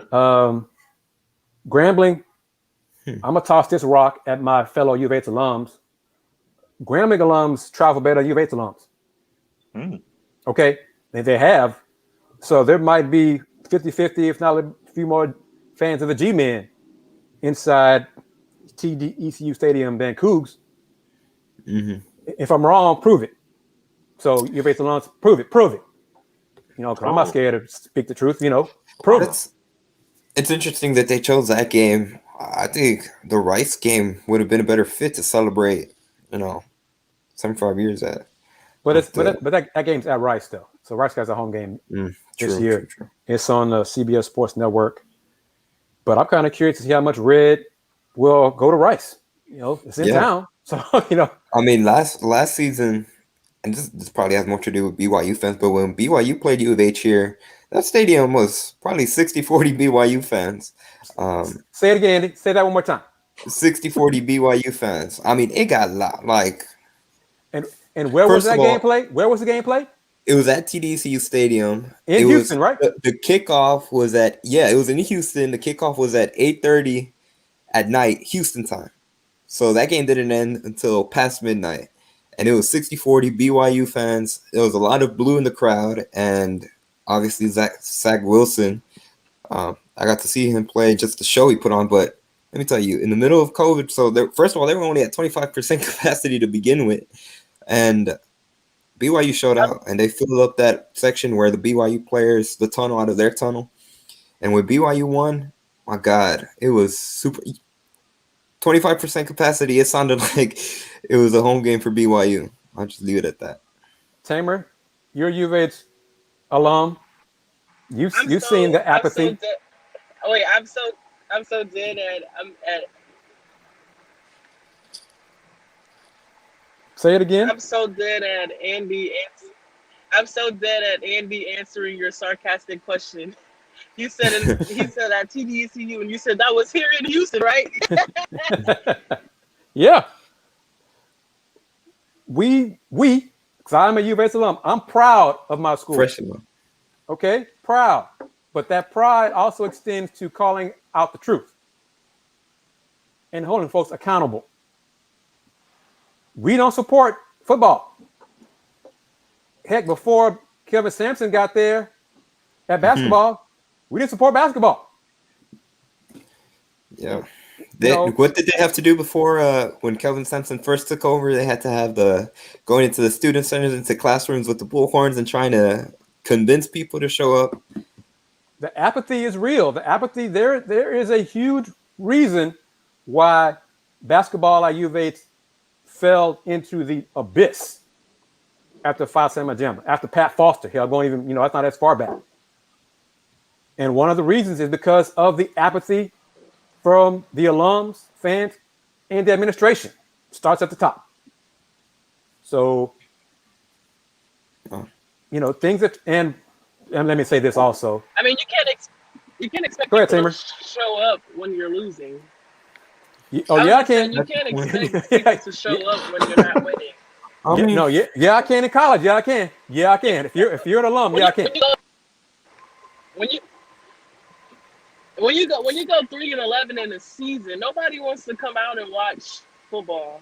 It's hot out there, and you're gonna lose. What's the point? See, Will. Yes, that mindset is different in Ohio, isn't it? Listen, it's 103,000 in the shoe every Saturday. Every Saturday. Win or lose. Snow, rain, heat. Listen, they out here for real. There have been numerous home games at U of H where there are more fans at a high school football game. Yeah. Okay. Yeah. So it's been that way for years. Because high school football is big in Texas. High school football is big in Texas. It sure is. It's big in Texas. It's king, of course. Mm-hmm. But U of H football, if you want to be one of the big boys, you need to promote like a big boy, play like a big boy, support your team like a big boy. I tried to let it go. Those three things haven't happened. I tried to let it go because I heard Andy say this, and I was like, I don't want to do this. Andy, you cover U of H football. Mm. Go ahead, Will. Go ahead, Will. Yeah, I said I don't want to do this, but he said the hold buzz. On, Tamer. Hold on. He said the buzz about a 3-star recruit. I'm like, yeah, buzz about a 3-star recruit. Exactly. What? Buzz. That's where the UH program is right now. Yeah. Wow. Yeah. Ed Oliver was U of H's only 5-star recruit, right, Andy? Yep. Right? Okay.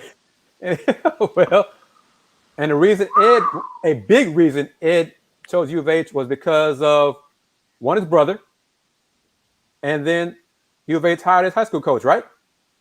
Mm-hmm. Oh, so shenanigans going down. Okay.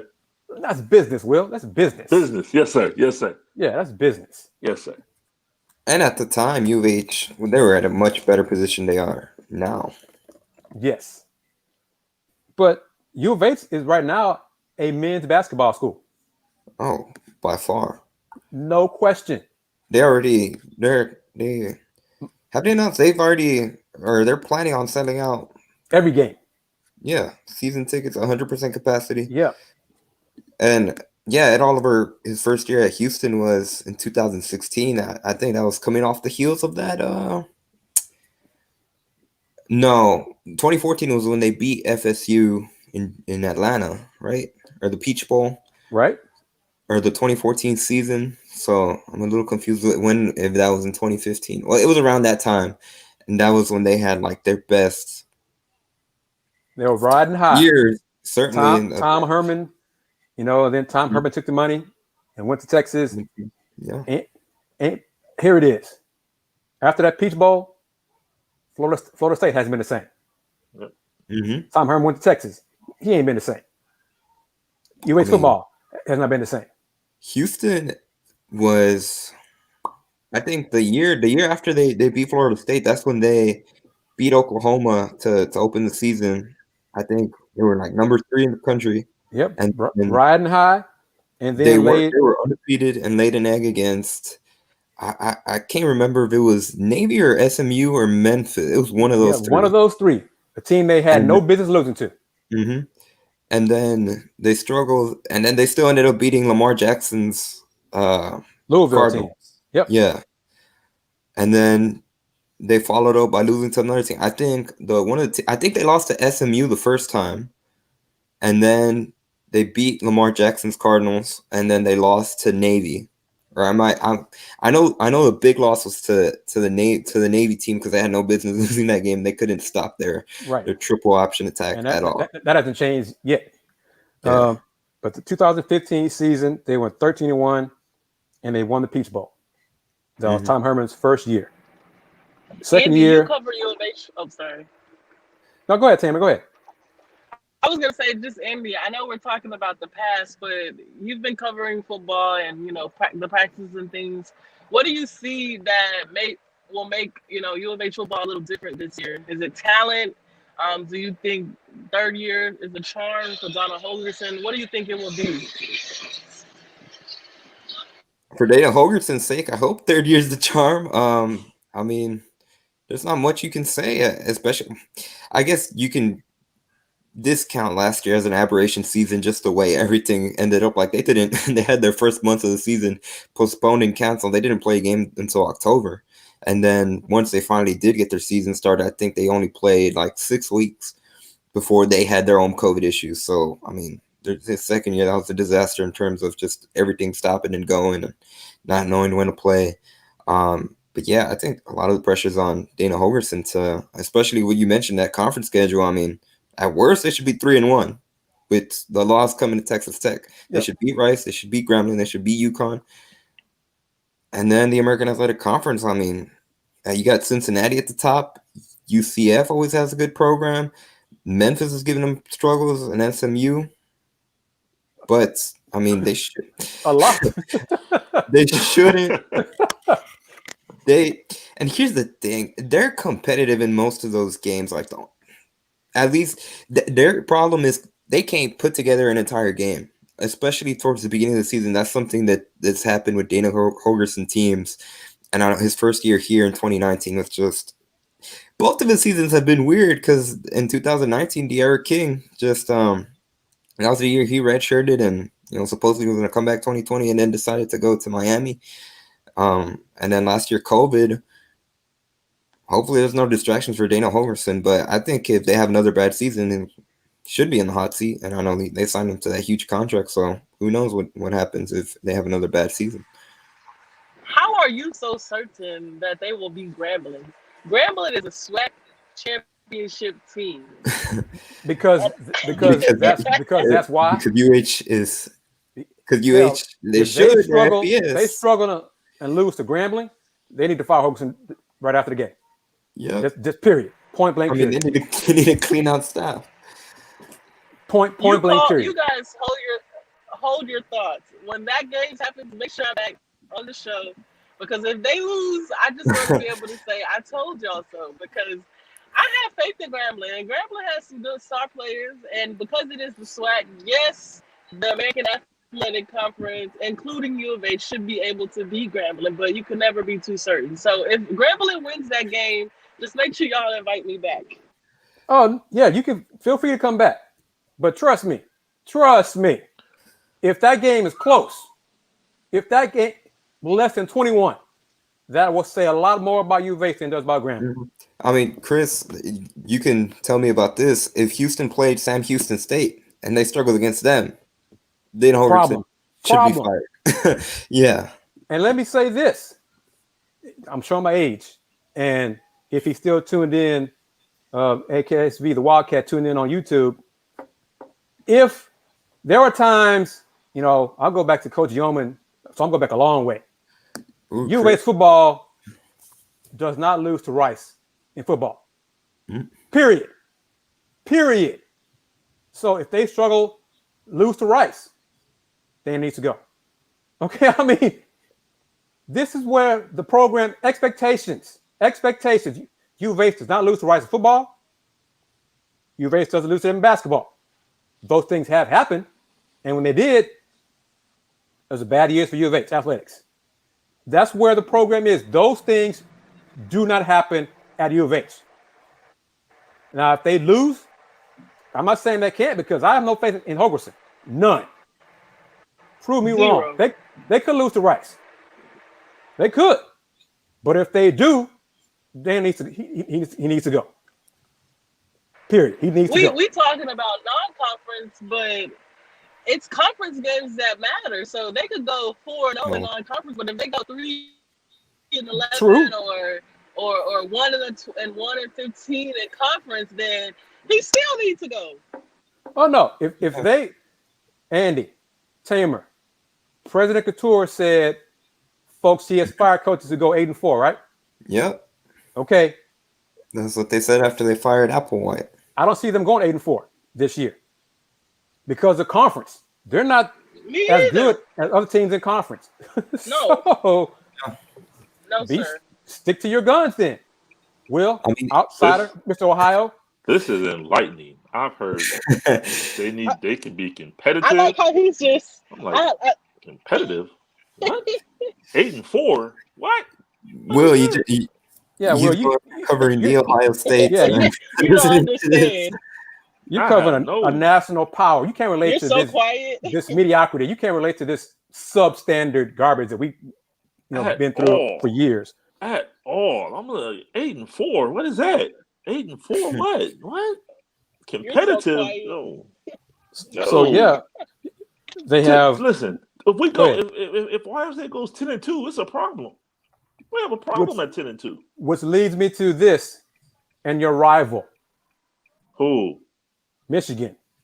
18 out of 20. But go ahead. Well, it's true because that's not a rivalry, but it's a rivalry to Big Blue. It's still.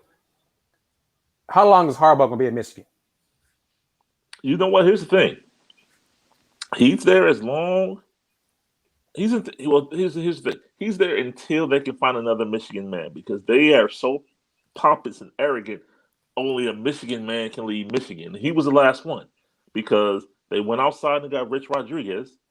And had they given him a little more time, maybe one more year, he was on his way to doing something. But they panicked after 3 years and got him out of there. And then they brought in a Michigan man, Brady Hope.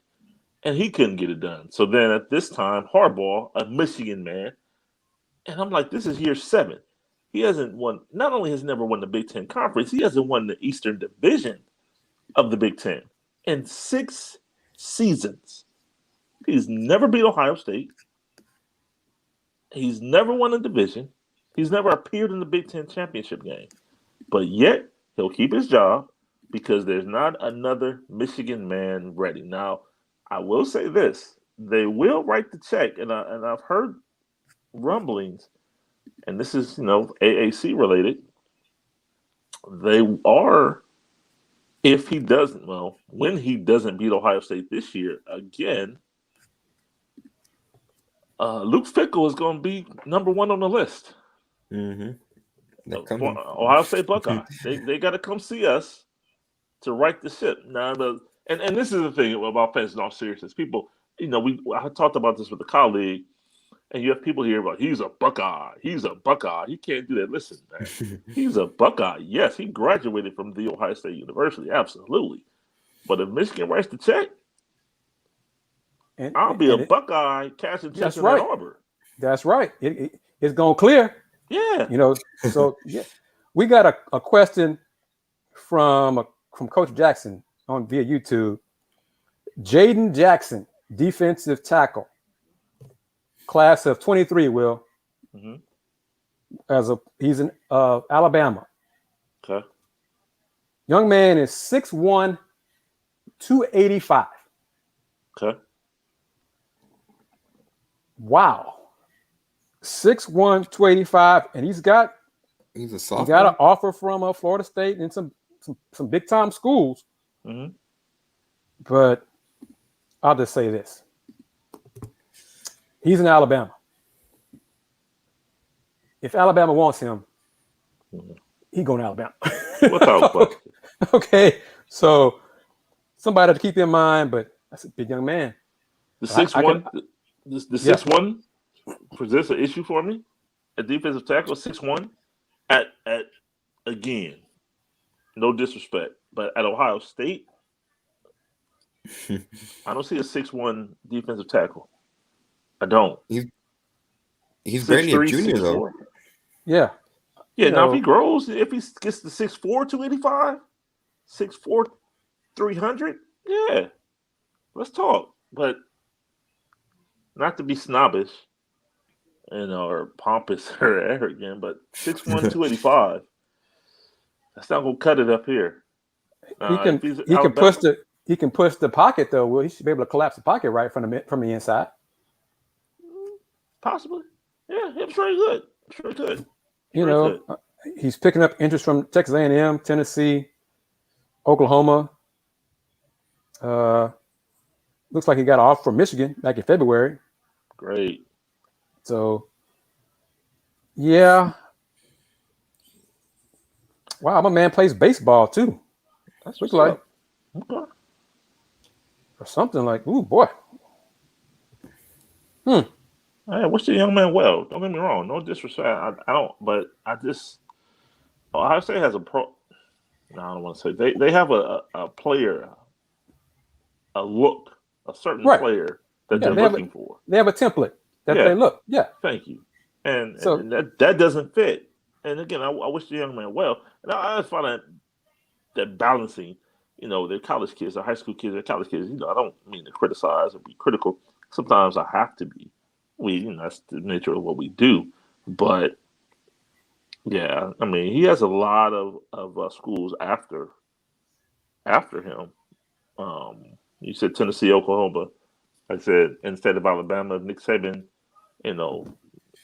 sends the jet. You got to go. So, Kris, let me go back to U of H and their season. I just looked at really, if they don't win 8 games, Holgerson should be in the hot seat. I mean, they're not going to play Cincinnati. They're not going to play UCF in the conference games. 8 wins. And Willy, you're gonna 8 wins. Okay. Not gonna cut it. Wow. And they don't win 8 games. Your rationale is legit. So let's do it right now. Conference, Navy, home game. Should be a win. Yep. Okay. At Tulsa. A win. Should be a win. At Tulane. I don't see that. They're not going to win both of those games. Well, yeah, they're probably not, but they should. They should win all those 3 games. Okay. No, I'm just saying the road games. At Tulsa, at Tulane. Tulane has a better coach. Tulane has a way better coach. Coach Fritz is better coach. Coach Fritz is better coach. He's a better Yeah, coach than for Dana. sure. Period. For Okay, sure. let's go 2-1 of the first 3. 2-1. You said Tulsa? Tulane. Or Tulsa? But you mentioned Tulsa as one of those games, right? Right. Mhm. At Tulsa, at Tulane. Yeah, Tulsa comes to the shoe this year. Get that check. Ooh. Yeah, it's the check game. Yeah, exactly. Yeah, I understand. Yeah. Okay, and let me say this too. Navy game is on a Saturday. At Tulsa, the following week is on a Friday. At Tulane, week after is on a Thursday. Yeah, but that Tulane game's always on Thursday. So that's 3 games in less than 2 weeks. I don't see True. them winning all 3 of those games. Okay, then they got a bye week. They have homecoming against ECU. This should be a blowout. That should be a win. ECU hasn't been the same since they fired Ruffin McNeil. Following that, home game versus SMU. That one, they'll probably lose. They haven't beaten SMU the past couple Yeah, of seasons. exactly. I was about to Okay, say they so- haven't beaten SMU in years. So that's 3-2 in conference. Okay. Then at USF. Should be a win. Okay, that's 4-2 in conference. So that's 4-2 plus 3-1 non-conference. That's 7 wins. Mm-hmm. Okay. At Temple. Should be a win. Okay. So that's 5, right? That's 5 And conference you're wins. so confident, dude. Oh, And I'm not then- confident. I'm saying this is what they should do. And then probably wrap not up conference play, last game, home game, senior day, home against Memphis. Memphis. They haven't been able to beat Memphis the last couple of seasons. And they were getting trounced by them last season, and then they made that comeback just to lose in the last second field goal. But yeah, honestly, who did they end the season with, Kris? At UConn. At UConn, yep. So that should be a win. That's a non-conference game. But yeah, honestly, the only games they should lose and not be You got them 5-3.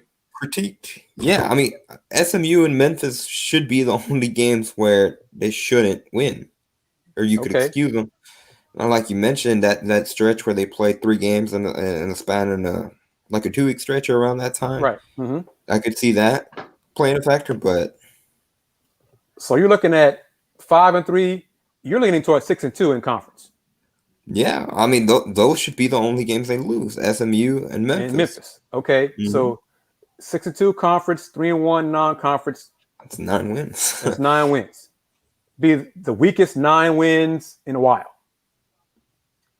But you win. You win the games you put on your schedule. Now they play Cincinnati in the conference championship game and get blasted. You know, I do say they made it. And here's the thing with Dana Holgerson, and during his time here, they've been bad, or they haven't been able to win the big games. They haven't been able to beat any good teams, but they've relatively taken care of business against teams with sub 500 records. So that's what I'm basing it off of. They should. They should be at least in the 8-win mark. And I want But to who say Who do Vegas. you guys think was a better head coach, Applewhite or Holgerson? Because if you ask me, I'm gonna go Applewhite. They're both sorry. Say it with your At chest. least Applewhite No. Major was able kid to recruit. win conference games that mattered. Major pissed off Ed Oliver and messed up the Yeah. program. No. Yeah. That jacket fiasco. on TV, that was an embarrassment. You know, and folks thought Major's connections in high the school. man was on his way. He was on his way out the door that season. I don't think he really cared. Still doesn't excuse it. You know, yeah, it does excuse it. And Dana Holgerson, he was hired. He's getting well paid. Yeah, they paid him significant Okay, amounts. a lot of money. They paid I him think too much to be losing. I think he's the 11. highest paid coach in the conference. I think that still remains true. He's got to deliver. He has to deliver. Now, based on the non-conference, they got 3 winnable non-conference games. Doesn't mean they're going to win those 3 winnable games. He needs to do that.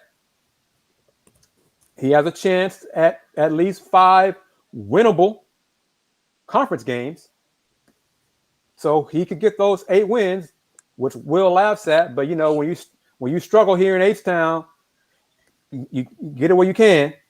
I mean, Ohio State gets 8 wins by Halloween. In conference, By Halloween. Halloween. So, I mean, yeah. but yeah, Dana he's got to save his job this year. Winning 8 games, minimum, in my opinion.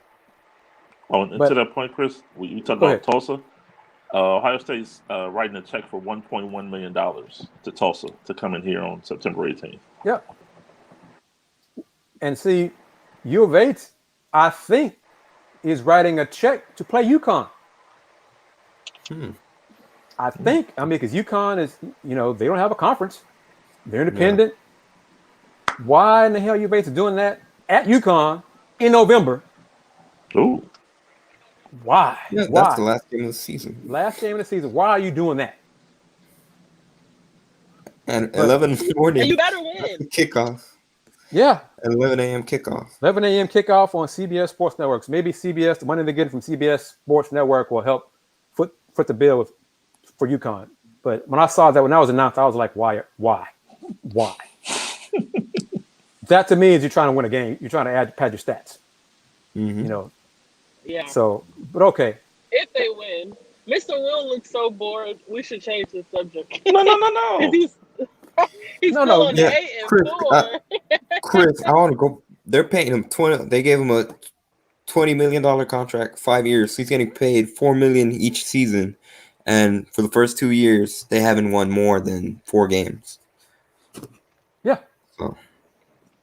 So he needs to be on the clock. This year is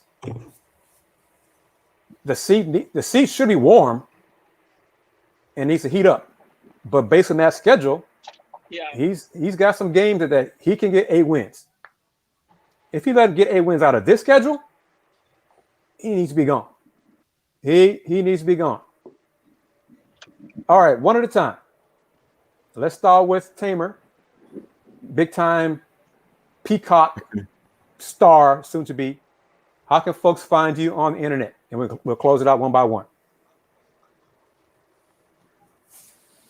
Okay, you guys can follow me on Twitter and Instagram at TNightSports. That's TKNIGH Sports. Subscribe to my YouTube channel under Tamer Night. You can also find it under The Night Agenda. You can visit www.thenightagenda.com. Thank you, Kris, Andy, and Will for having me. It's usually always like this. I'm the only girl. I enjoy it sometimes. Well, I had another woman I asked if she couldn't make it, so it might be different sometimes. Don't sweat it, But thank you for taking time to join us, and if schedule permits, we'll have you on again. So don't worry about that either, because I know how to reach you. So so don't worry about that. Andy, how can folks find you on the internet? Yeah, they can follow me on Twitter at Yanez_5 and Podslam Jamma on the screen. Me and Dayon Dunlap just recorded a new episode that came out today in the morning. So it's on Spotify, Apple Podcasts, or wherever you listen to your podcast. And, last week was a Quentin Grimes heavy show. This time we focused on Justin Gorham, Dejan Giroux. They had a couple of workouts this past week. And then we also talked a little bit more about the NIL rules. I actually didn't know this, Chris. Robbie Armbruster already has a partnership with I'm slipping the name of the company, but he already has an NIL partnership. So that was interesting for me. Real good for him. He hasn't stepped foot on the court and he already has the deal, so he's on the right step. And we talked a little bit about Kendrick Davis and Tyson Etienne, who withdrew their name from the NBA draft, so they're going to stay in the conference. Check that out. Dayon and I just came out. The new episode came out today in the morning. So Spotify, Apple Podcasts. And Will, how can folks find you? And I have not forgotten about my Pod Summit Jamma, folks. Mm-hmm. As soon as I return from Connecticut, I will be back with you guys. I think she cut off. Yeah, she cut off. She's on the road. She's traveling right now. So, we're trying to be fancy and high tech. But Will, how can folks find you on social media? Appreciate the opportunity as always. Very eye-opening, literally experience tonight talking about U of H football. But you can always reach out to me social media-wise, Twitter, Instagram at Will Gibson 7, Facebook, the Will Knows Facebook page, Will Knows Podcast. And also I'm going to throw a little monkey wrench at an additional layer of accountability, WTG Sports, www.wtgsports.com. Reach out to me there and love to interact. Cool. Sorry, guys. I was saying I didn't forget about my folks over at Pod Samba Jamma, Annie, Dayon, Justin, all of you guys. As soon as I return from Connecticut, I will be rejoining you guys. Been doing a lot these past couple of weeks, but I'm still rooting for all of you, and good luck to all of y'all on these next couple of weeks, and I will be back. Yeah. Safe travels to you, Tamer. I know you'll do a good job. Be prepared and be a sponge as well. I'm Kris Gardner of the Houston Roundball Review. Thank you to each of my panelists, colleagues, friends for participating in the Talkin Sports live stream. We got more comments today, so that's a positive going forward. We'll talk. We got NBA draft getting closer. We'll talk more of that in next week's show, and we'll try to work out a schedule for when the next show will be. Follow me on Twitter at THEHR Review, Houston Roundball Review on YouTube, Houston Roundball Review on Instagram, website thehrr.com, as well as HoustonRoundballReview.com. I got my deals with ESPN Plus, Disney Plus, or Hulu. You can sign up via the links posted on my site. Same thing with Fanatics. Go to my website, thehrr.com, and I'm an affiliate of those corporations. Got to spread those wings, man. Get those revenue streams lined up and rolling. So do that. To my folks on YouTube, I'm almost at 5,000 subscribers on YouTube. So thank you very much for that. Ooh, yeah. So got to get you there. So appreciate that. So thank you very much for doing this, joining me. And as football season approaches, we will continue talking more football. Oh, man. Yeah, we should talk more U of H football. There's a lot of hot takes. So Willy probably doesn't want to hear about U of H. Let me tell you, it's about to start. I'm interested because first, when I joined the Cougar in 2019, it was past the training camp. Like I joined in the middle of the season, and then last year, COVID, I completely ravaged any type of coverage you could in person. So I'm excited to be completely aware and see how they go from training camp into the season, because I haven't been able to do that for football yet. So I'm excited for that. And I think, I know at least for basketball, and I'm assuming it's going to be the same for football, is that there will be more media availability in person. For they're doing 100% entire athletics. So all that. So it'd be good to interact with people face to face. So it's been a while since I've seen folks. So good. Looking forward to that. That's something Dayon and I have kind of talked about with Pod Samba Jamma. We're trying to expand into football coverage with that too, which it's a little iffy. Pod Samba Jamma is a basketball, obviously in homage to Pod Samba Jamma. We're trying to figure something out to cover football too. And like you said, maybe we'll have a live show one of these days. So it'd be well, awesome. Hey, we can do it. If y'all don't want to do it on that platform, you can do it on this platform. So, Houston Roundball Review is the name, but I can branch out. I know people in all levels of sports. I need somebody to help me with baseball because I refuse to talk about baseball. But I don't. We can talk. What's the scandal right now? The pitcher scandal. So we can talk. I can get somebody to talk about that, and some of my female colleagues cover the Astros, so I can lean on them for that insight. Yeah. So thank you as always, Andy. Before we started, you had mentioned that you were going to be busy this coming week. So how are you looking for next week's live stream? What day is good for you? I should be good by Friday. Actually, let me double check. This is something with Community Impact. I have a calendar now to organize myself. It's something I didn't do in college. But yeah, I should be good for Friday. Same time, 7 Central? Yeah, give me a second just to double check. Yeah, Friday's good. Friday at 7 works for me. How about you? Yeah, we'll do this. Friday's 8 for me, 7, yeah. This is the smoothest show. We didn't have any of the gremlins attack our Wi-Fi connection. Well, not as much as before. Yeah. Yeah. Let's see here. Is Ooh, there that's a potential interesting. game? Is there a potential NBA game that day, Friday? No, the game 5 is on Saturday for Okay. next week. So that And answers that that's question. interesting. Kris, did you know that the American Athletic Conference is going to have their virtual media day August 3 through 4? Yeah, I saw that. I'm still shaking my head, and I'm Yeah, why are they doing it virtually again? just see. There we go. Right there. I heard about it April or May that they were going to do virtual this year, not do in person for football. Because my question was initially for basketball media day, but as of right now, it seems like they're going to do virtual for basketball as well. So, wow. you know how I feel about the American dragging his feet with technology and media platform, things like that. You know how I feel about the American on ESPN Plus. So, and I'm still trying to get an interview set up through the conference, waiting on that. So hopefully that'll happen. Working on some other interviews, waiting on them as well. But we will just do what we can. I think Tamer wanted to do something before we close it out here. Yes, ma'am. What do you want to say?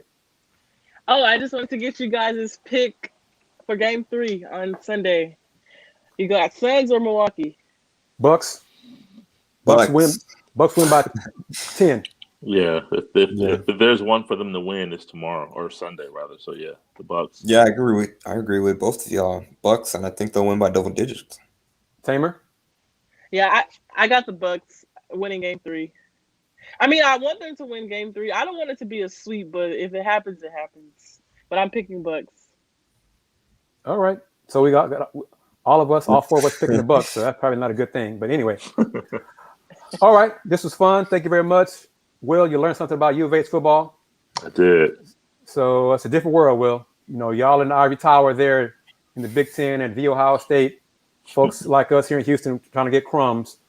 So, we're just trying to be part of a big time football and need the right people in charge to get us to big time football, because right now Houston is not there in football. And that's not even mentioning the pro team here. That's another they have their issues. Mockery. So yeah. Okay. We're gonna close it out. Tamer keeps trying to pop in and out here. I think we're done, Tamer. But yes, so we're gonna close it out. Thank you very much. Everyone be safe. Tamer, be safe and enjoy your trip to Connecticut, and keep in touch. And I will be a pest if I have problems with Peacock. Okay. So Alrighty. All right, y'all take care. Thank you very much. All right. Bye guys. Bye, Nice y'all. meeting y'all. Good meeting you.